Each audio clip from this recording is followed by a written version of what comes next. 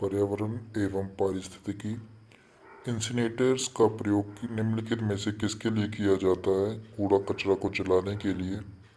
निम्नलिखित में से किसके संदर्भ में ताप अपघटन और प्लाज्मा गैसीकरण शब्दों का उल्लेख है? अपशिष्ट से ऊर्जा प्रौद्योगिकी। निम्नलिखित पर विचार कीजिए।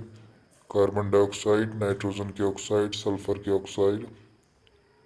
उपयुक्त में से कौन से उत्सर्जन ऊष्मीय शक्ति संयंत्र में कोयला दहन के उत्सर्जित होते हैं? इनमें तीनों ही कथन सही हैं। सूची 1 सूची 2 से सुमेलित कीजिए। सूची 1 घटना, सूची 2 यौगिक। अम्ल वर्षा, सल्फर डाइऑक्साइड। प्रकाश रासायनिक धुंध, एसिंथ्रपथ हाइड्रोकार्बन। होमोग्लोबिन के साथ संयोजन, कार्बन मोनोऑक्साइड। ओजोन परत का क्षरण, क्लोरोफ्लोरोकार्बन। इसका सही उत्तर हो जाएगा सी। भारत में निम्नलिखित में से किसमें एक महत्वपूर्ण विशेषता के रूप में विस्तृत उत्पादक दायित्व प्रारंभ आरंभ किया था? तो ये ई अपशिष्ट प्रबंधन और हस्तांतरण नियम 2011। निम्नलिखित में से किसके अगिकरण को प्रोत्साहित करने के लिए R2 व्यवहार संहिता R2 कोड ऑफ प्रैक्टिस साधन उपलब्ध करती है? इलेक्ट्रॉनिकी पूर्ण चक्रण उद्योग में पर्यावरण दृष्टि से विश्वसनीय व्यवहार। सार्वजनिक परिवहन में बसों के लिए ईंधन के रूप में हाइड्रोजन संवर्धित सीएनजी एचसीएनजी का इस्तेमाल करने के प्रस्ताव के संदर्भ में निम्नलिखित कथनों पर विचार कीजिए। एचसीएनजी के इस्तेमाल का मुख्य लाभ कार्बन मोनोऑक्साइड के उत्सर्जन का विलोपन है। ईंधन के रूप में हाइड्रोजन सीएनजी कार्बन डाइऑक्साइड और हाइड्रोकार्बन उत्सर्जन को कम करती है। बसों के लिए ईंधन के रूप में सीएनजी के साथ हाइड्रोजन को आयतन के आधार पर 5वें हिस्से पर मिलाया जा सकता है। सीएनजी की अपेक्षा एचसीएनजी ईंधन को कम खर्चीला बनाती है। इसका सही उत्तर हो जाएगा केवल 2 और 3। जल संरक्षण से जुड़े कुछ प्रश्न। विश्व जल संरक्षण दिवस मनाया जाता है 22 मार्च को।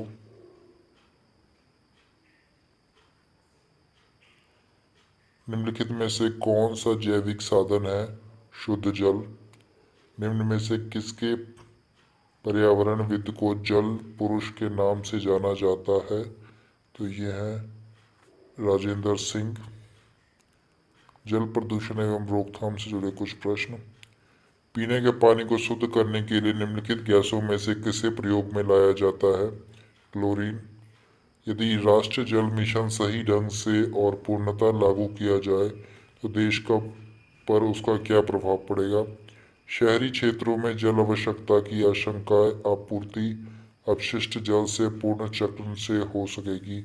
ऐसे समुद्री तटीय शहर जिनके पास जल के अपर्याप्त वैकल्पिक स्रोत हैं कि जल आवश्यकताओं की पूर्ति ऐसे समुचित प्रौद्योगिकी व्यवहार में लाकर की जा सकेगी जो समुद्री जल को प्रयोग लायक बना सकेगी। हिमालय के उद्गमित सभी नदियां प्रायद्वीपीय भारत की नदियों से जोड़ दी जाए। सरकार कृषकों द्वारा भूजल निकालने के लिए बोरिंग से खोदे गए कुएं और उन पर लगाई गई मोटर और पंप सेट पर वहन किए गए व्यय की पूरी तरह प्रतिपूर्ति करेगी। तो इसका कथन केवल 1 और 2 सत्य हो जाएगा। निम्नलिखित कथनों पर विचार कीजिए। केंद्रीय भूमि जल प्राधिकरण CGWA ने भारत 36% के जिलों को अति शोषित ओवर एक्सप्लॉइटेड अथवा संकटपूर्ण क्रिटिकल वर्गित किया हुआ है। CGWA का निर्माण पर्यावरण संरक्षण अधिनियम के अंतर्गत हुआ। विश्व में भूजल सिंचाई के अंतर्गत सबसे अधिक क्षेत्र भारत में है। तो इसका सही उत्तर हो जाएगा केवल 2 और 3। जल प्रदूषण निवारण एवं नियंत्रण अधिनियम किस वर्ष लागू किया गया था? तो ये लागू किया था 1974 में। Water prevention and control of pollution cess act लागू किया गया 1977 में। पेयजल में संख्या प्रदूषण सर्वाधिक है कोलकाता में। जल शुद्धिकरण प्रणालियों में पराबैंगनी अल्ट्रावायलेट यूवी विकिरण की क्या भूमिका है? यह जल में उपस्थित नुकसानदेह सूक्ष्म जीवों को निष्क्रिय नष्ट कर देती है।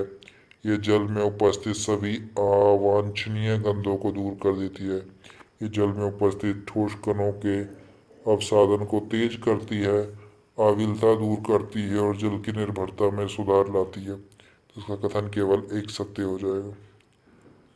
निम्नलिखित में कौन जल को जीवाणु मुक्त करने हेतु प्रयुक्त होता है? तो ओजोन, क्लोरीन डाइऑक्साइड, क्लोरोमीन, तो इन सभी का उपयोग किया जाता है। निम्नलिखित में कौन सी नदी तल में बहुत अधिक बालू खनन के संभावित परिणाम हो सकते हैं? नदी की गुणवत्ता में कमी, भूजल का प्रदूषण, भू स्तर का नीचे चले जाना। तो इसका कथन केवल 2 और 3 सत्य हो जाएगा। अधिक बालू खनन से नदी की लवणता में बढ़ोतरी होती है। जल संरक्षण से जुड़े कुछ प्रश्न।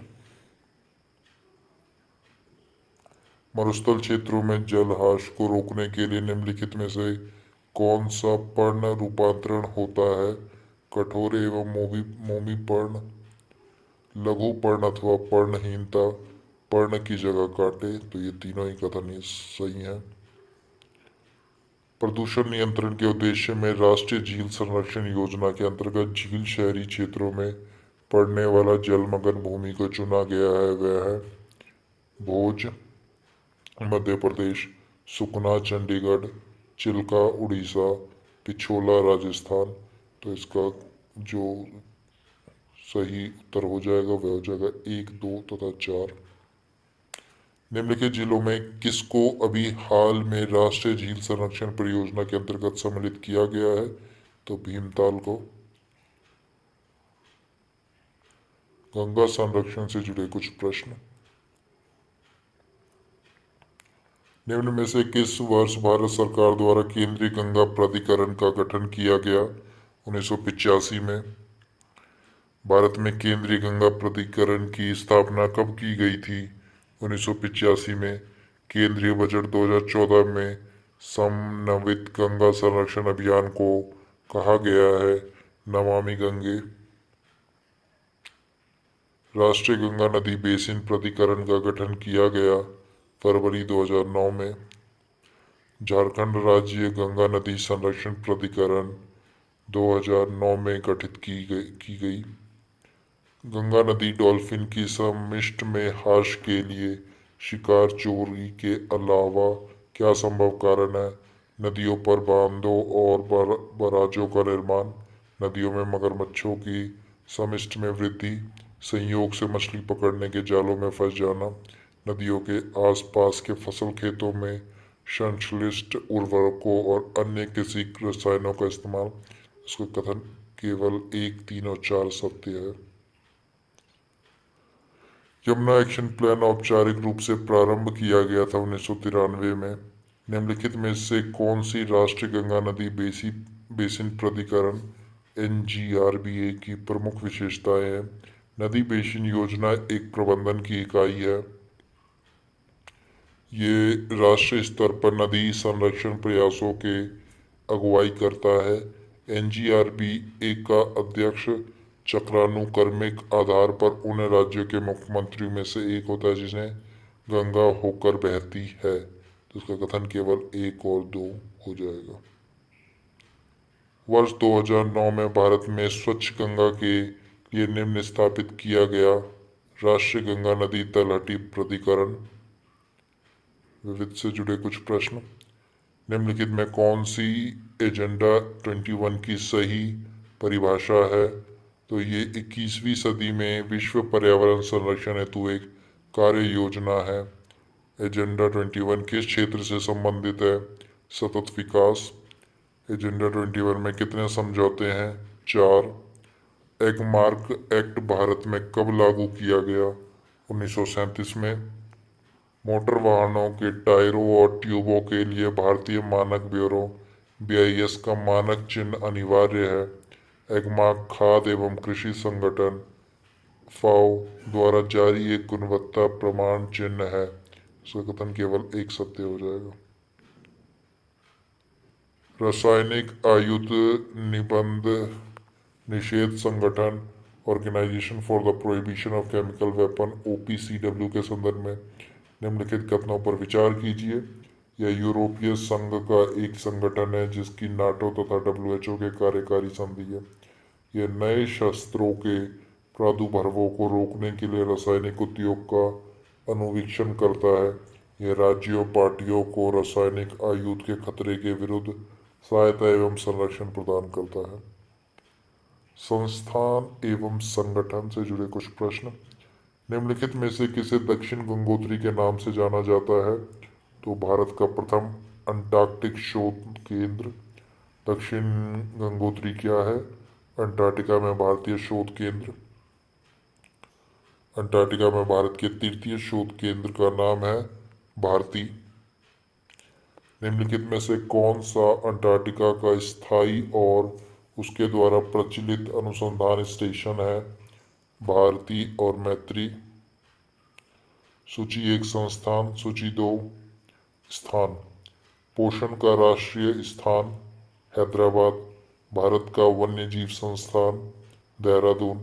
आयुर्वेद का राष्ट्रीय संस्थान Jaipur. National institute of naturopathy Pune. सूची 1 मिशन, सूची 2 प्रारंभ करने का वर्ष। राष्ट्रीय संवर्धित ऊर्जा क्षमता मिशन, राष्ट्रीय जल मिशन, राष्ट्रीय हिमालय पारिस्थितिकी संपोषण, राष्ट्रीय सतत कृषि मिशन। प्रारंभ करने का वर्ष 2009, 2011, 2014, 2008। तो उसका कूट सही नहीं है। अगला प्रश्न, निम्नलिखित में कौन सा सही सुमेलित नहीं है? भारतीय वन प्रबंधन संस्थान कोलकाता, ये सही सुमेलित नहीं है। केंद्रीय शुष्क अनुसंधान संस्थान काजरी अवस्थित है जोधपुर में। Central arid zone reserve institute स्थित है जोधपुर में। इंडियन इंस्टीट्यूट ऑफ इकोलॉजी एवं इन्वायरमेंट अवस्थित है नई दिल्ली में। निम्नलिखित नगरों में से किसमें इंडियन इंस्टीट्यूट ऑफ इकोलॉजी एवं इन्वायरमेंट स्थित है? नई दिल्ली में। निम्नलिखित संस्थानों में से किसे पर्यावरण सूचना प्रणाली ENVIS का जनसंख्या एवं पर्यावरण केंद्र स्थित है? IIPS मुंबई। विभिन्न पुरस्कार से जुड़े कुछ प्रश्न। प्रत्येक वर्ष दिए जाने वाला इंदिरा गांधी पर्यावरण पुरस्कार का आधार होता है पर्यावरण के क्षेत्र में सार्थक योगदान। विज्ञान के निम्नलिखित क्षेत्रों में से किस एक में बोरलॉग पुरस्कार दिया जाता है? कृषि। नॉर्मन बोरलॉग को किस क्षेत्र में नोबेल पुरस्कार प्रदान किया गया? शांति। प्रतिष्ठित टाइलर पुरस्कार किस क्षेत्र में प्रदान किया जाता है? पर्यावरण सुरक्षा। राजीव गांधी पर्यावरण पुरस्कार दिया जाता है श्रेष्ठतम योगदान के लिए स्वच्छ प्रौद्योगिकी एवं विकास। ग्लोबल 500 पुरस्कार प्रदान किए जाते हैं पर्यावरण प्रतिरक्षा के लिए। निम्नलिखित क्षेत्रों में से किसमें दुर्लभ उपलब्धि के लिए वैश्विक 500 पुरस्कार दिया जाता है? पर्यावरण संरक्षण। संयुक्त राष्ट्र के सर्वोत्तम पर्यावरण सम्मान चैंपियन ऑफ द अर्थ पुरस्कार 2018 में किससे सम्मानित किया गया? मेधा पाटकर। दिवस एवं तिथियों से जुड़े कुछ प्रश्न। विश्व पर्यावरण दिवस मनाया जाता है, ये मनाया जाता है हर वर्ष अक्टूबर के प्रथम सोमवार को। विश्व तंबाकू निरोध दिवस प्रतिवर्ष मनाया जाता है 31 मई को। 19 नवंबर निम्न में से किस दिवस के रूप में मनाया जाता है? विश्व शौचालय दिवस। विश्व पर्यावरण दिवस 2018 का मुख्य विषय थीम क्या है? प्लास्टिक प्रदूषण को समाप्त करो।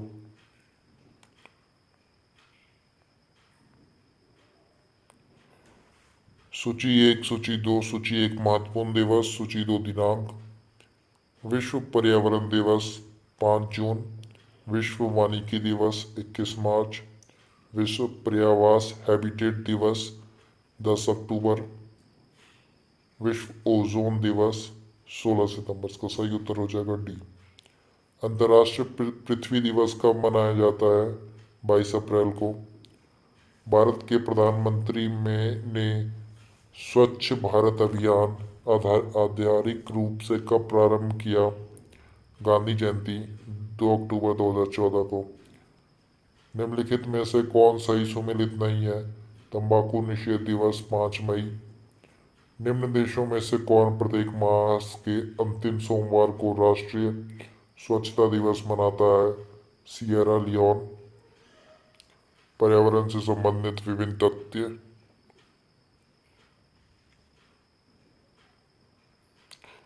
जयपुर के जंतर मंतर को यूनेस्को द्वारा विश्व धरोहर का दर्जा घोषित होने के साथ भारत में अगस्त 2010 तक कितने स्थलों का यह दर्जा प्राप्त हो चुका है? 28। यूनेस्को की विश्व विरासत सूची में हाल ही में सम्मिलित की गई इमारत है महाबोधि मंदिर। निम्नलिखित में कौन सा भारत के लिए राज्य में मौजूद एकमात्र यूनेस्को विश्व धरोहर स्थल है? उपयुक्त में से एक से अधिक। निम्नलिखित युगों में से कौन एक सुमेलित नहीं है? शांति घाट आंदोलन बाबा आमटे द्वारा नहीं किया गया, डॉक्टर सलीम अली द्वारा किया गया था। नेदा पाटकर का नाम किस आंदोलन के साथ जुड़ा है? नर्मदा बचाओ आंदोलन। भारत में रैली फॉर वैली प्रोग्राम का आयोजन निम्न में से किस एक समस्या को उजागर करने के लिए किया गया था? पर्यावरण विकृति। निम्नलिखित में कौन मानव जनित जीवोम का एक उदाहरण है? फसली भूमि। डायनासोर जीवाश्म राष्ट्रीय पार्क की स्थापना किस जिले में की जा रही है? धार। सूची 1 राज्य, सूची 2 राष्ट्रीय उद्यान। असम काजीरंगा, गुजरात गिर, मध्य प्रदेश कान्हा, उत्तराखंड कॉर्बेट। धूल प्रदूषण रोकने के लिए उपयुक्त वृक्ष है सीता अशोक। पेरियार वन्य जीव अभ्यारण्य निम्नलिखित में से किस राज्य में स्थित है? केरल राज्य में। निम्नलिखित में से कौन सा भारत सरकार के हरित Bharat mission green India revolution के उद्देश्य को सर्वोत्तम रूप से वर्णित करता है? पर्यावरण लाभों एवं लागतों को केंद्र एवं राज्यों के बजट में सम्मिलित करते हुए एकत्वार द्वारा हरित लेखाकरण ग्रीन अकाउंटिंग को अमल में लाना, कृषि उत्पाद के संवर्धन हेतु द्वितीय हरित क्रांति आरंभ करना जिससे भविष्य में सभी के लिए खाद्य सुरक्षा सुनिश्चित हो, वन आच्छादन की पुनरावृत्ति और संवर्धन करना तथा अनुकूलन रेपटेशन एवं न्यूनीकरण मिटिगेशन के संयुक्त उपायों से जलवायु परिवर्तन का प्रत्युत्तर देना। तो इसको केवल कथन 3 सत्य है, बाकी कथन 1 और 2 गलत है। प्रयुक्त आपदा हर्षीकरण का राष्ट्रीय दशक मनाया जाता है 1990 से 1999। आपदा प्रबंधन एक्ट बनाया गया था 2005 में। राष्ट्रीय आपदा प्रबंधन प्राधिकरण का गठन कब हुआ? 2005 में। निम्न में से कौन सा आपदा के बाद का समय है? पुनर्निर्माण। निम्नलिखित में से किसे मेगा ड्राइवर्स देश के रूप में जाना जाता है? ऑस्ट्रेलिया। निम्नलिखित में कौन सदाबहार फल वृक्ष है? लोकाट। मौसम अनुश्रवण युक्ति सोडार उपस्थित स्थापित किया गया है कटक में। देश में विंटर लाइन की प्राकृतिक परिघटना किस नगर में दृश्यमान है? मसूरी। यदि आप ग्रामीण क्षेत्र से होकर गुजरते हैं तो वहां आपको यह देखने को मिल सकता है कि अनेक प्रकार के पक्षी चरने वाले पशुओं भैंसों के पीछे पीछे चलते हैं और उनके घास में चलने से अशांत होने वाले कीटों को पकड़ते हैं। निम्नलिखित में कौन सा ऐसा पक्षी है? चित्रक बालक, साधारण मैना, काली गर्दन वाला सारस। तो इसका कथन केवल 2 सत्य हो जाएगा। निम्न में से किसे औसत शुद्ध प्राथमिक उत्पादकता सबसे कम है? शीतोष्णकटिबंधीय घास प्रदेश। भारत का राष्ट्रीय सामुद्रिक पार्क स्थित है कच्छ में।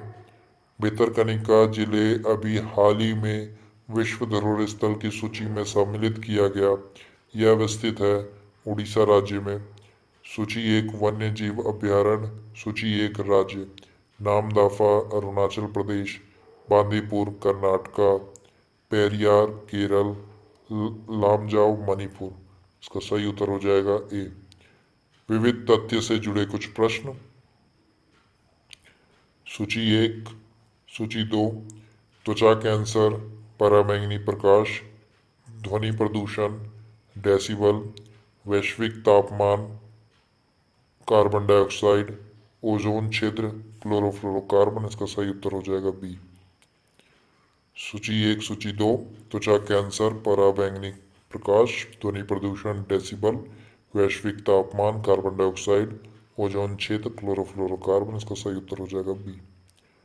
उत्तर प्रदेश में प्रथम बायोटेक पार्क स्थापित किया गया है लखनऊ में। सुनामी की उत्पत्ति किसके द्वारा होती है? समुद्र के भीतर उत्पन्न होने वाले भूकंपों से।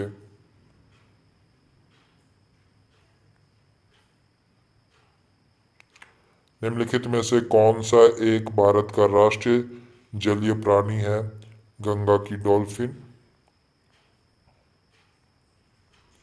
मौसम विज्ञान संबंधी प्रेषण के लिए निम्न में से किसको गुब्बारे को भरने में उपयोग में लाया जाता है? हीलियम। मानवीय जनसंख्या के श्रेष्ठ जीवन यापन के लिए निम्न में से कौन सा कदम सर्वाधिक महत्वपूर्ण है? वनारोपण। अगर किसी क्षेत्र का लैंडसेट आंकड़ा आज मिलता है तो उसके पश्चिम में स्थित क्षेत्र का आंकड़ा कब उपलब्ध होगा? उसी समय स्थानीय समय के अनुसार कुछ दिनों बाद। निम्नलिखित में से किसे हरिकेन ने सन 2012 में यूएसए के उत्तर पूर्वी एवं पूर्वी तटीय प्रांतों को दुष्प्रभावित किया? सैंडी। निम्न में से किसे डायनासोर का कब्रिस्तान कहा जाता है? मोंटाना। इको मार्क योजना 1991 में उपभोक्ता को ऐसे उत्पादों को खरीदने के लिए प्रोत्साहित करने हेतु आरंभ की गई जिनका पर्यावरणीय प्रभाव कम हानिकार हो। निम्नलिखित उत्पादों में से कौन सा एक इस योजना के अंतर्गत अधिसूचित नहीं है? औषधियाँ एवं प्रतिजैविकी। भारत में पूर्व संवेशित प्री पैकेज वस्तुओं के संदर्भ में खाद्य सुरक्षा का मानक पैकेजिंग और लेबलिंग विनियम 2011 के अनुसार किसी निर्माता को मुख्य लेबल पर निम्नलिखित में से कौन सी सूचना अंकित करना अनिवार्य है?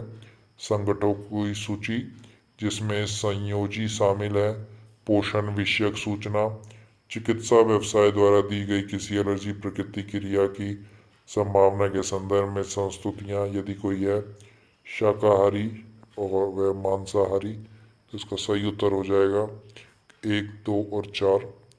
कौन सा भारतीय वैज्ञानिक यूएनईपी द्वारा फादर ऑफ इकोनॉमिक इकोलॉजी अभियत है?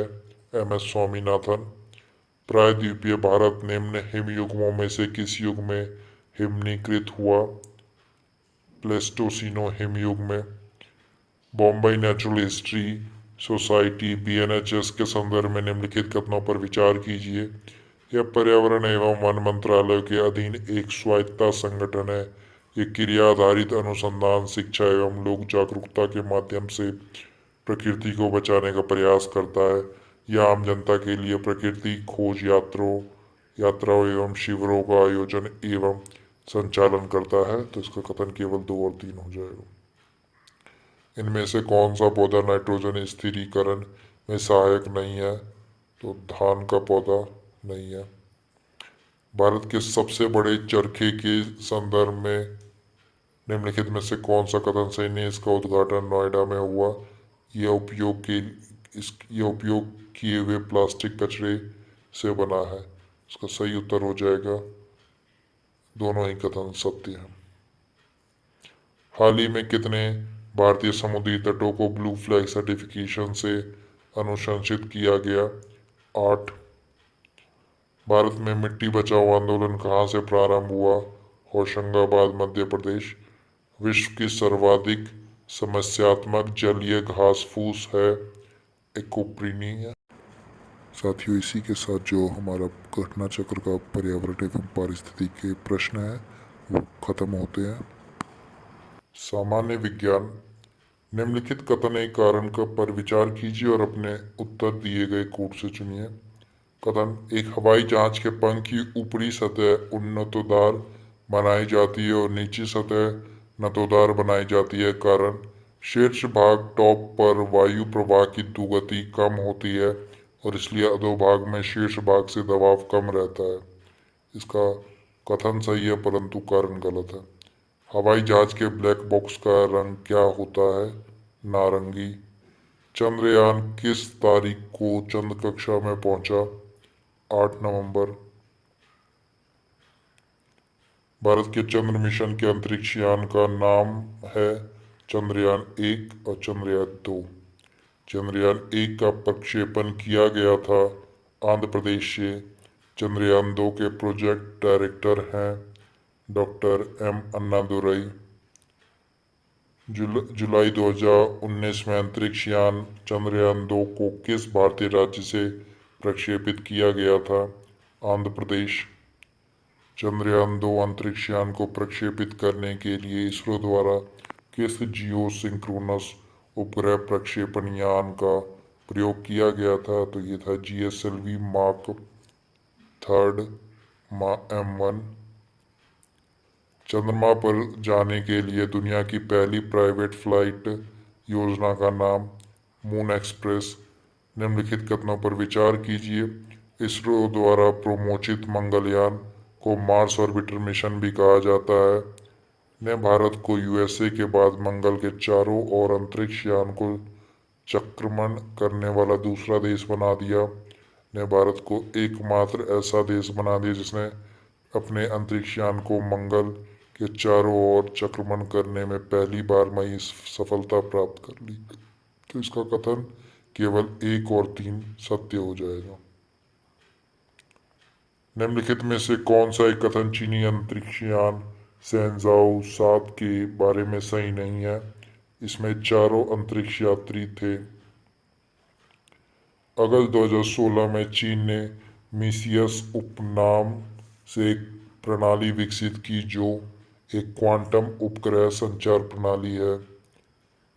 किस अंतरिक्ष एजेंसी ने हाल ही में उपग्रह को ले जाने वाले विश्व के सबसे छोटे रॉकेट का सफल प्रक्षेपण किया? जाक्सा। हाल ही में इसरो और CNEC ने एक संयुक्त समुद्री निगरानी प्रणाली स्थापित करने के लिए एक समझौते पर हस्ताक्षर किए। CNEC किस देश की अंतरिक्ष एजेंसी है? फ्रांस। नासा की जेट प्रपोजन लेबोरेटरी स्थित है पासाडेना में। ग्रिजर्ड लाइटनिंग 10 GL10 जिसका हाल ही में समाचारों में उल्लेख हुआ ये क्या है? नासा द्वारा परीक्षित विद्युत विमान। नासा का डीप इम्पैक्ट अंतरिक्ष मिशन कौन से धूमकेतु केंद्रक के विस्तृत चित्रण लेने के लिए प्रयोग में लाया गया? टेम्पल 1। नासा के मंगल ग्रह पर यान का क्या नाम है? फिनिक्स। मंगल ग्रह पर जनवरी 2004 में पहुंचने वाला प्रथम अमेरिकन रोवर था स्पिरिट। नासा के अनुसार मंगल ग्रह पर व्यवस्थित जीवन के लिए अब तक के लक्षणों में सम्मिलित है जल, जिप्सम और मीथेन। निम्नलिखित ग्रहों में कौन जीवन के अस्तित्व के लिए उपयुक्त हो सकता है? मंगल। मीथेन उपस्थित है वायुमंडल में मंगल और बृहस्पति के। नासा के किस अंतरिक्ष यान ने चंद्रमा पर जल के होने की पुष्टि की है? सोफिया। अमेरिकी पत्रिका विज्ञान साइंस द्वारा 26 जुलाई 2018 को जारी रिपोर्ट के अनुसार एक विशाल भूमिगत झील का पता किस ग्रह पर चला है? मंगल ग्रह पर। अंतरिक्ष यान डिस्कवरी जिसे 4 जुलाई 2006 को अंतरिक्ष में प्रक्षेपित किया गया के ईंधन टैंक को भरा गया था द्रव्य हाइड्रोजन तथा द्रव्य ऑक्सीजन के मिश्रण से। निम्नलिखित में से किस नाम का जानवर 3 नवंबर 1957 को अंतरिक्ष में भेजा गया था? लाइका। पहला आदमी जिसने चांद पर अपना पैर रखा था नील आर्मस्ट्रॉन्ग। अंतरिक्ष खोज के लिए अपोलो 8 छोड़ा गया था 21 दिसंबर 1968 को। चंद्र कक्षीय मिशन सेलिन एक निम्नलिखित में से किस एक का है? जापान का। जेट इंजन और रॉकेट के बारे में निम्नलिखित कथनों पर विचार कीजिए। जेट इंजन अपनी ऑक्सीजन पूर्ति के लिए परिवेश की आयु का प्रयोग करता है अतः यह अंतरिक्ष में गति के लिए अनुपयुक्त है। रॉकेट अपनी ऑक्सीजन पूर्ति गैस के रूप में और ईंधन साथ ले जाता है। इसके उपयुक्त कथनों में से केवल एक कथन सत्य है, कथन दूसरा गलत है। समताप मंडल के निचले भाग में जेट विमान बहुत आसानी और निर्विघ्नता के साथ उड़ सकते हैं। इसका उपयुक्त स्पष्टीकरण क्या है? समताप मंडल के निचले भाग में बादल या जल वाष्प नहीं होते। समताप मंडल के निचले भाग में ऊर्ध्वाधर पवन नहीं होती। तो इसका दोनों ही कथन सही है। जेट हवाई यान नीचे के स्ट्रेटोस्फीयर में बड़ी सरलता और आसानी से उड़ता है। इसका क्या निर्दिष्ट व्याख्या हो सकती है? नीचे के स्ट्रेटोस्फीयर में बादल और पानी की वाष्प नहीं होती। नीचे के स्ट्रेटोस्फीयर में लंब रूपी वर्टिकल हवाएं नहीं होती हैं। तो ये दोनों ही कथन सत्य हैं। किस सिद्धांत पर जेट इंजन कार्य करता है? रैखिक संवेग संरक्षण। स्ट्रेटेलाइट होता है अधिक ऊंचाई पर समताप मंडल में स्थापित वायुपोत। थुम्बा रॉकेट छोड़ने का केंद्र अवस्थित है केरल राज्य में। श्रीहरिकोटा द्वीप निकट अवस्थित है पुलिकट झील में। श्रीहरिकोटा रेंज जो कि भारत का उपग्रह छोड़ने का केंद्र है किस राज्य में स्थित है? आंध्र प्रदेश में। सूची 1, सूची 2, सूची 1 स्थान, सूची 2 कार्य। Kakrapar Kakrapar nuclear power plant है। पोखरण परमाणु बम विस्फोट स्थल। तुम्बा रॉकेट प्रमोशन केंद्र। श्रीहरिकोटा उपग्रह प्रमोशन स्टेशन। इसका सही उत्तर हो जाएगा सी। फरवरी 2004 में एक विस्फोट हुआ भारत के अंतरिक्ष केंद्र श्रीहरिकोटा में। गैलीलियो परियोजना जो हाल में चर्चा का विषय थी क्या है? यूरोपीय संघ द्वारा विकसित की जा रही एक बहु उपग्रह संचालन परियोजना। विकसित लेजर व्यक्ति करमापी अंतरिक्ष antenna involve laser interferometer space antenna eLISA परियोजना का क्या प्रयोजन है? गुरुत्वीय तरंगों का संसूचन करना। यह प्रयोग 3 ऐसे अंतरिक्ष यानों के काम में लाएगा जो एक समबाहु त्रिभुज इक्विलेटरल ट्रायंगल की आकृति में उड़ान भरेंगे जिसमें प्रयुक्त भुजा 1 मिलियन किलोमीटर लंबी है और यानों के बीच लेजर चमक रहा होंगी। कथित प्रयोग किसके संदर्भ करता है? इवॉल्व लीसा। क्रायोजेनिक ताप से आशय है उस ताप से जो -150 डिग्री सेल्सियस से कम। न्यून तापमानों क्रायोजेनिक का अनुप्रयोग होता है अंतरिक्ष यात्रा चुंबकीय प्रोत्थापन एवं दूरीमति में। निम्न तापी इंजनों का अनुप्रयोग होता है रॉकेट प्रौद्योगिकी में। निम्न तापी इंजन प्रयोग में लाते हैं द्रव्य ऑक्सीजन ऑक्सीकारक के रूप में तथा द्रव्य हाइड्रोजन ईंधन के रूप में। क्रायोजेनिक इंजन का इस्तेमाल होता है स्पेस शटल में। निम्नलिखित में से किसको रॉकेट नोदकों के रूप में प्रयोग नहीं किया जाता है? तो इन सभी को रॉकेट नोदकों के रूप में प्रयोग में लाया जाता है। निम्नलिखित सिद्धांत पर रॉकेट कार्य करता है संवेग संरक्षण। रिसेट 2 उपग्रह कक्षा PSLV C-12 द्वारा अप्रैल 2009 में श्रीहरिकोटा से छोड़ा गया था। एक दूसरा उपग्रह अनुसैट भी PSLV C-12 द्वारा कक्षा में छोड़ा गया था। इसका निर्माण अन्ना विश्वविद्यालय चेन्नई द्वारा किया गया था। अनुसैट एक परीक्षणीय संचार उपग्रह है। रिसेट 2 एक खोजी उपग्रह है। वह देश की सीमाओं की चौकसी में सक्षम है। इसके चारों ही कथन सत्य हैं। भारतीय उपग्रह और उनके प्रक्षेपों के संदर्भ में निम्नलिखित कथनों पर विचार कीजिए। इनसेट श्रृंखला के सभी उपग्रह विदेशों से छोड़े गए। पीएसएलवी का प्रयोग आईआरएस श्रृंखला के उपग्रहों के प्रक्षेपण के लिए किया गया। भारत के जीएसएलवी के तीसरे चरण को शक्ति प्रदान करने के लिए पहली बार स्वदेश निर्मित शीत जनित इंजनों का प्रयोग किया गया।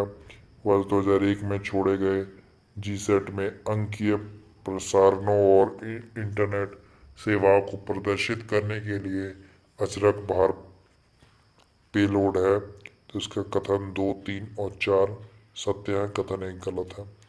भारत के उपग्रह प्रमोचित करने वाले वाहनों के संदर्भ में निम्नलिखित कथनों पर विचार कीजिए। पीएसएलवी से वह उपग्रह प्रमोचित किए जाते हैं जो पृथ्वी के संसाधनों की मॉनिटरिंग में उपयोगी है, जबकि जीएसएलवी को मुख्यतः संचार उपग्रहों को प्रमोचित करने के लिए अभिकल्पित किया गया है। पीएसएलवी द्वारा प्रमोचित उपग्रह आकाश में एक ही स्थिति में स्थायी रूप से स्थिर रहते प्रतीत होते हैं, जैसे कि पृथ्वी के एक विशिष्ट स्थान से देखा जाता है। जीएसएलवी मार्क 3 एक 4 स्टेज वाला प्रमोशन वाहन है, जिसमें प्रथम और तृतीय चरण में ठोस रॉकेट मोटरों का तथा द्वितीय और चतुर्थ चरणों में द्रव रॉकेट इंजनों का प्रयोग होता है। तो इसका कथन केवल एक सत्य हो जाएगा। निम्नलिखित में से कौन अंतरिक्ष उपग्रह नहीं है? SLV-3। GSLV-D2 जो हाल ही में कक्ष में प्रक्षेपित किया गया, ये है GSAT-2। GSAT-2 एक 1G संचार उपग्रह है। शैक्षणिक सेवाओं के लिए उपग्रह एड्यूसैट अंतरिक्ष में भेजने में भारत पहला राष्ट्र हो गया। यह उपग्रह कब प्रक्षेपित किया गया? तो यह 20 सितंबर 2004 को प्रक्षेपित किया गया। निम्न में से कौन सा उपग्रह शैक्षणिक संस्थान उपग्रह है? सत्यभामा सेट। भारत का अग्रवर्ती संचार उपग्रह जीसैट 8 21 मई 2011 को छोड़ा गया था कोरू से। भारतीय उपग्रह जीसैट 7 अनन्य रूप से बनाया गया सैन्य संचार हेतु अंतरिक्ष तकनीक के संदर्भ में भुवन जो हाल में चर्चित हुआ क्या है? इसरो का एक पृथ्वी विषयक पोर्टल जिसमें 3D फोटो लेने की क्षमता है। उपग्रह और प्रक्षेपण की दिनांक जीसैट 2 8 मई 2003, जीसैट 4 15 अप्रैल 2010, जीसैट 5P 25 दिसंबर 2010, जीसैट 12 15 जुलाई 2011। तो उसका कथन केवल 2 और 3 सही है। निम्नलिखित में कौन सा उपग्रह 29 सितंबर 2012 को भारत द्वारा सफलतापूर्वक प्रक्षेपित किया गया था? जीसैट 10। किस रॉकेट वाहन से इसरो ने GSAT-6A उपग्रह सफलतापूर्वक लॉन्च किया? तो ये था GSLV-F8। रक्षा प्रौद्योगिकी से जुड़े कुछ प्रश्न।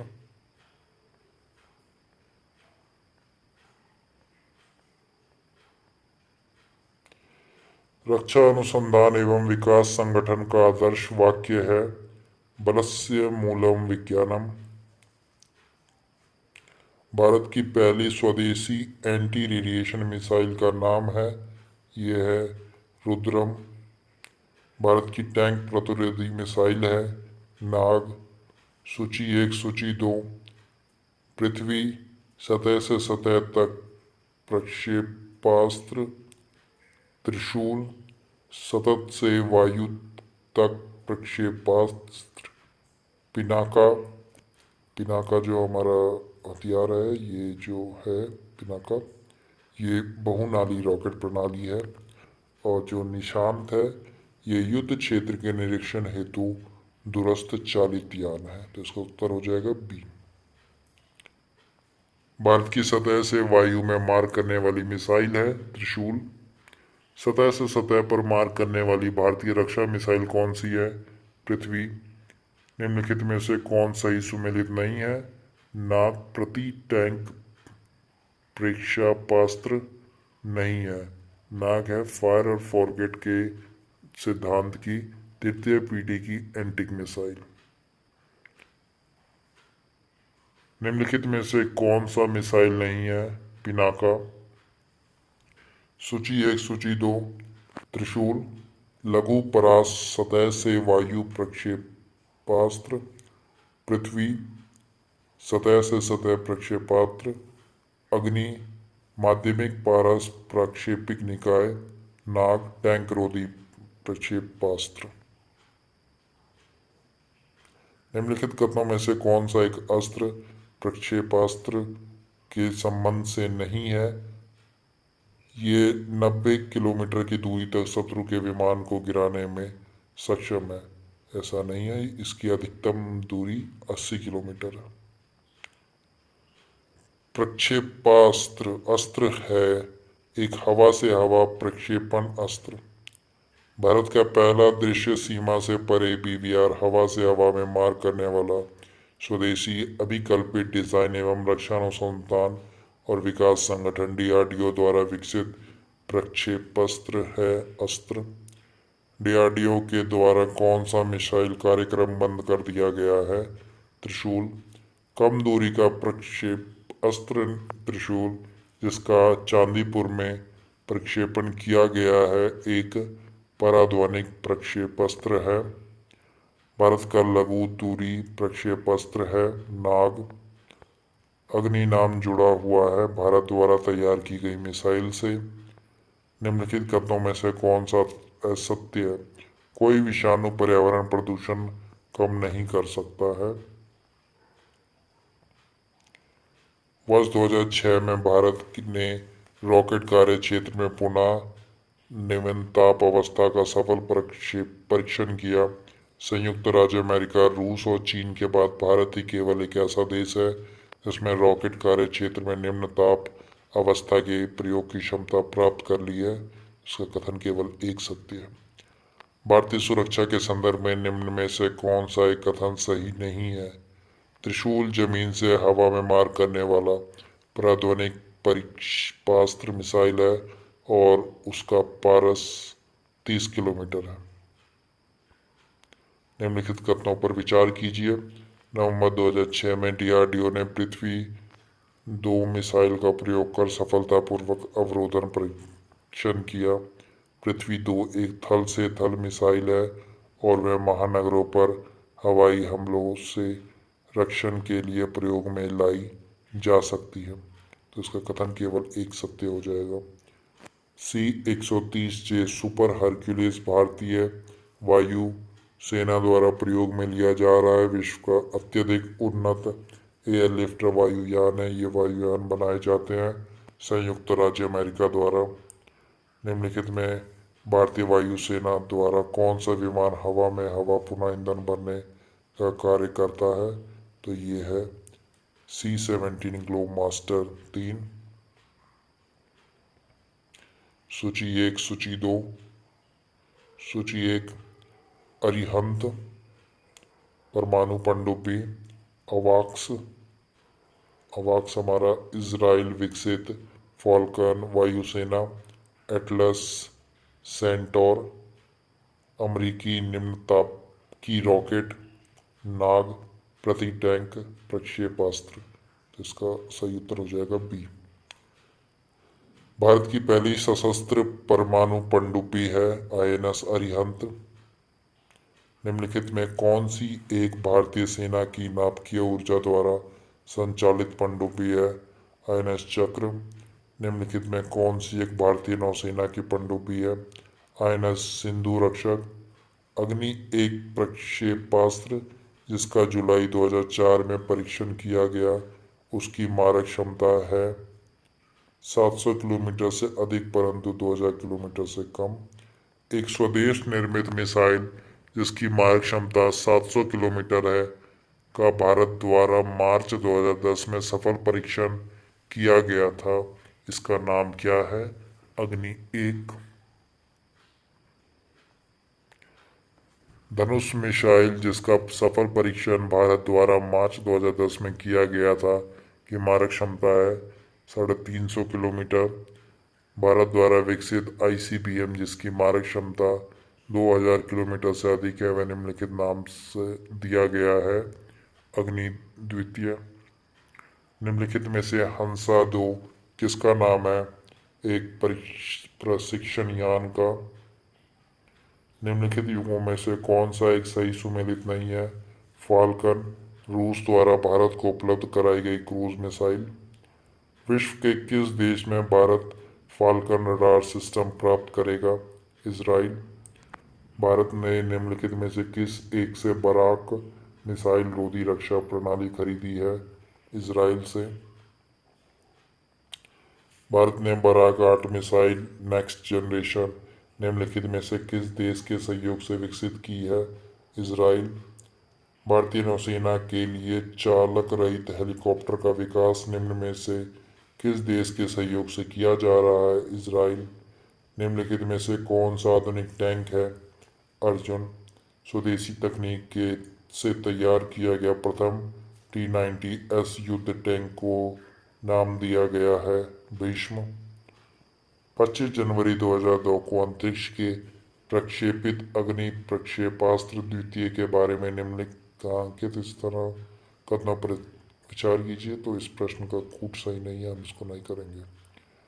अग्नि द्वितीय प्रक्षेपास्त्र को प्रक्षेपित किया गया था चांदीपुर से।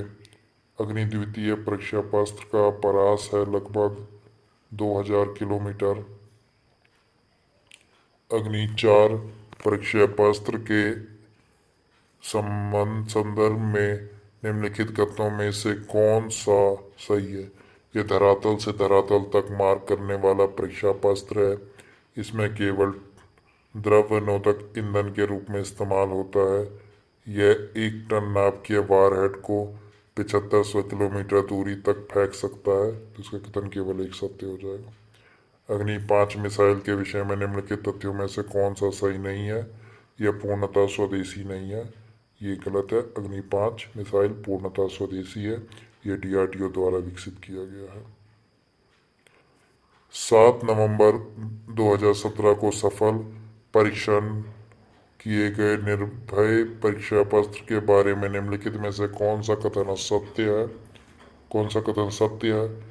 ये 1000 किलोमीटर की मारक सीमा तक नाप किए मुखास्त्र को पहुंचा सकता है। ये जमीनी आक्रमण वाला क्रूज प्रक्षेपास्त्र है। यह पाकिस्तान के बाबर प्रक्षेपास्त्र का प्रभावी प्रत्युत्तर है। यह एक पराध्वनिक प्रक्षेपास्त्र है। तो इसका कथन केवल 1, 2 व 3 सत्य हो जाएगा। इंद्र है एक रडार। मई 2003 में बालासोर में सफलतापूर्वक परीक्षित हवा से हवा में मारक प्रक्षेपास्त्र का नाम था अस्त्र। उस प्रक्षेपास्त्र का नाम बताइए जिसका परीक्षण भारतीय वैज्ञानिक व रक्षा अधिकारियों ने 27 जनवरी 1996 को चांदीपुर से किया। पृथ्वी द्वितीय। निम्न में से पूर्व राष्ट्रपति अब्दुल कलाम ने कौन सा लड़ाकू विमान फाइटर एयरक्राफ्ट उड़ाया था? सुकोई 30 MKI।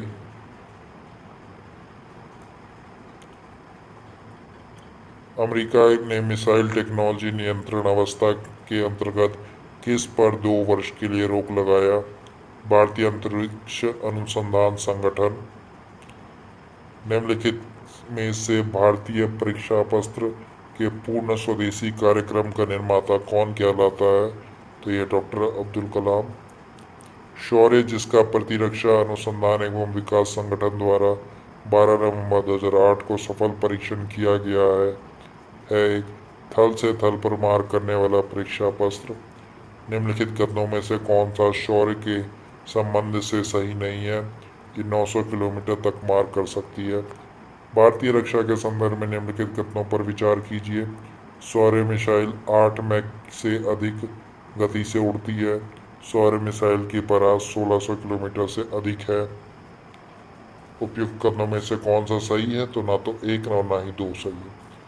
देशज तकनीक से विकसित तेजस है एक हल्का लड़ाकू विमान। निम्न में से कौन सा देश में निर्मित हल्का युद्ध योग्य हवाई जहाज है? यह है तेजस। भारत द्वारा निर्मित हल्के लड़ाकू विमान का नाम है तेजस। तेजस क्या है? भारत में निर्मित प्रथम लड़ाकू विमान। भारतीय वायुसेना का पहला लड़ाकू विमान है तेजस। एडमिरल गौरव गौरश गोर्शकोव नौसैनिक विमान वाहक जहाज है। रक्षा मंत्रालय भारत सरकार द्वारा अगस्त 2020 में प्रारंभ किया गया सार्थक निम्नलिखित में से किससे संबंधित है? अपतटीय गश्ती जहाज। मार्च 2010 में समुद्र तट पर गश्त लगाने वाले एक जलयान को तट रक्षक दल में सम्मिलित किया गया। इसका नाम है विश्ववस्त। आईएनएस शक्ति भारत का स्वदेश निर्मित पहला तेल वाहक पोत है। इसका कूट एक भी सही नहीं है। आईएनएस अस्त्र धारणी का नाम जिसका हाल ही में समाचारों में लेख हुआ था, निम्नलिखित में से कौन सा प्रथम वर्णन है? टॉर्पीडो प्रमोशन और पुनरावृत्ति रिकवरी जलयान। ब्रह्मास ब्रह्मोस सुपरसोनिक क्रूज मिसाइल का निर्माण हुआ भारत और रूस द्वारा। आधुनिक ब्रह्मोस पराध्वनिक मिसाइल जैसी प्रौद्योगिकी भारत ने संयुक्त रूप से किसके साथ स्थापित की है? रूस। सुपरसोनिक क्रूज मिसाइल ब्रह्मोस निम्न में से किसका एक संयुक्त उपक्रम है? भारत तथा रूस का। ब्रह्मोस है एक प्रक्षेपास्त्र। 18 अक्टूबर 2020 को भारत ने निम्नलिखित में से किस मिसाइल का सफल परीक्षण किया था? ब्रह्मोस सुपरसोनिक क्रूज मिसाइल नौसेना प्रारूप। ब्रह्मोस के संबंध में निम्नलिखित कथनों में से कौन सा सही नहीं है? इसका सफल परीक्षण बंगाल की खाड़ी में 22 मार्च 2010 को किया गया तथा इसकी फ्लाइट पर आज 400 किलोमीटर। ये दोनों ही कथन गलत है। मार्च 2009 में ब्रह्मोस मिसाइल प्रक्षेपण किया गया पोखरण से।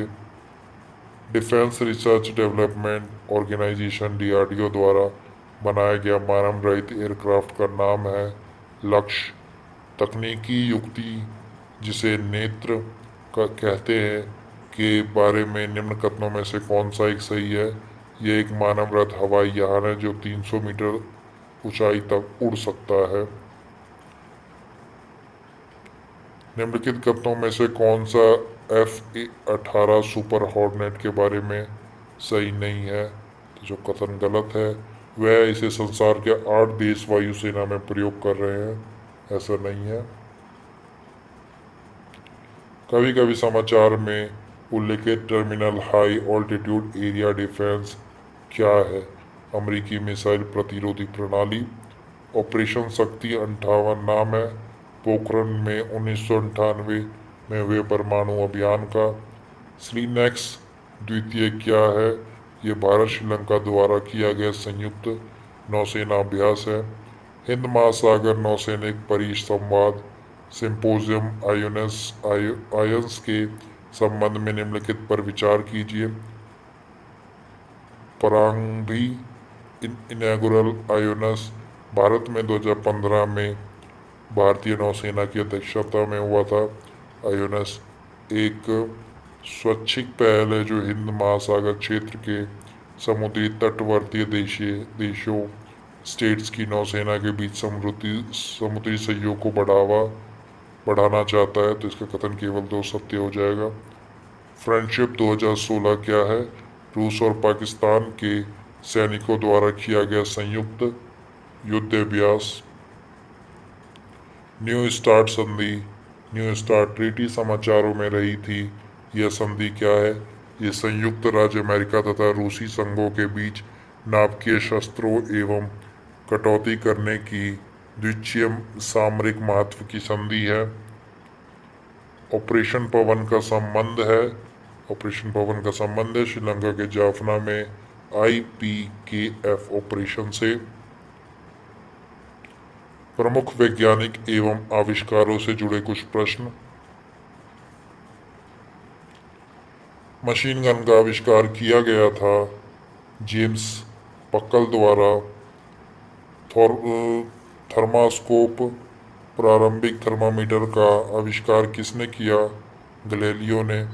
दूरबीन का आविष्कार किया था गैलीलियो ने। माइक्रोस्कोप का प्रयोग निम्नलिखित में से किसके अध्ययन करने में किया जाता है? सूक्ष्म एवं पास की वस्तुएं। विश्व की विशालतम दूरबीन कौन सी है? Ice cube. सुमेलित कीजिए। टाइपराइटर, एक्स किरण Roentgen, radio Marconi, safety lamp Davy, typewriter Sholes. इसका सही उत्तर हो जाएगा ए। विलियम रोइंटगन ने आविष्कार किया था एक्सरे मशीन का। निम्नलिखित में से किसका आविष्कार विलियम रोइंटगन द्वारा किया गया? X-ray machine. निम्नलिखित वैज्ञानिकों में से कौन अपने बेटे के साथ भौतिकी के नोबेल पुरस्कार का सह विजेता था? William Henry Bragg. निम्न को सम्मिलित कीजिए। आविष्कारक एवं आविष्कार। John Gutenberg. जॉन गुटेनबर्ग द्वारा प्रिंटिंग प्रेस द्वारा का आविष्कार किया गया। W A Roentgen x-ray machine. Michael Faraday. Michael Faraday dynamo. Alexander Graham Bell telephone. इसका सही उत्तर हो जाएगा डी। भाप के इंजन का आविष्कार किसने किया? जेम्स वॉट ने। टेलीफोन का आविष्कार किसने किया? ग्राहम बेल ने। इलेक्ट्रॉनिक बल्ब की खोज किसने की? थॉमस एडिसन ने। गैस इंजन की खोज किसने की? डेमलर ने। फाउंटेन पेन के आविष्कारक कौन थे? वाटरमैन। रडार का आविष्कारक कौन था? Robert Watson. अल्फ्रेड नोबल ने किसका आविष्कार किया था? डायनामाइट। टेलीविज़न का आविष्कार किसने किया? बेयर्ड। जेल बेड का नाम किस आविष्कार से जुड़ा हुआ है? टेलीविज़न। निम्न में से किसने लेज़र का आविष्कार किया? थियोडर मेमन। निम्नलिखित में से किसने लेज़र का आविष्कार किया? थियोडर मेमन। पेनिसिलिन के आविष्कारक कौन थे? Alexander Fleming. निम्नलिखित में से कौन सा ठीक निम्नलिखित में से कौन सा युग्म सुमेलित नहीं है? G L Parkinson. पेनिसिलिन का आविष्कार नहीं किया था। पेनिसिलिन का आविष्कार अलेक्जेंडर फ्लेमिंग द्वारा किया गया था। अलेक्जेंडर फ्लेमिंग ने खोज की पेनिसिलिन की। सर अलेक्जेंडर फ्लेमिंग ने किसकी खोज की? पेनिसिलिन। फ्लेमिंग ने क्या खोजा? पेनिसिलिन। निम्न को सुमेलित कीजिए। Radium madam Curie. Penicillin Alexander Fleming. X-ray W K Roentgen. चेचक एडवर्ड जेनर। इसका सही उत्तर हो जाएगा ए। निम्नलिखित में से किसने एक्स किरणों का आविष्कार किया? रोइंटजन। निम्नलिखित में से उसकी खोज के अनुसार कालक्रम अनुसार व्यवस्थित कीजिए और नीचे दिए गए कूट से सही उत्तर चुनिए।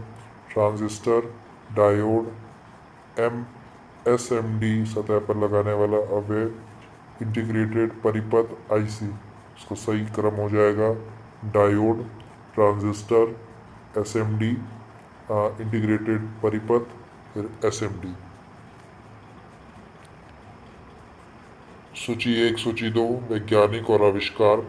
Alfred Nobel, dynamite, Alexander Fleming, penicillin, Charles Darwin, विकास का सिद्धांत, मैडम क्यूरी, रेडियम का पृथक्करण। इसका सही उत्तर हो जाएगा बी।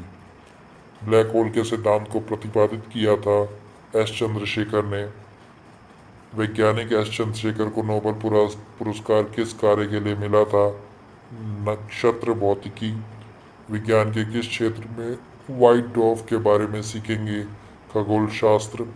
निम्नलिखित वैज्ञानिकों में से किसने यह सिद्ध किया कि सूर्य के द्रव्यमान से 1.44 गुना कम द्रव्यमान वाले तारे मृत्य होकर श्वेत वामन तारे हॉट ड्वार्फ्स बन जाते हैं? तो ये थे एस चंद्रशेखर। प्रकाश वैद्युत प्रभाव के आविष्कर्ता थे हर्ट्ज। आइंस्टाइन को नोबेल प्राइज किस कार्य पर मिला? प्रकाश विद्युत प्रभाव। वैज्ञानिक अल्बर्ट आइंस्टाइन प्रसिद्ध थे प्रकाश विद्युत प्रभाव फोटोइलेक्ट्रिक इफेक्ट के लिए आइंस्टाइन को नोबेल पुरस्कार से सम्मानित किया गया। प्रकाश वैद्युत प्रभाव के लिए आइंस्टाइन को नोबेल पुरस्कार दिया गया।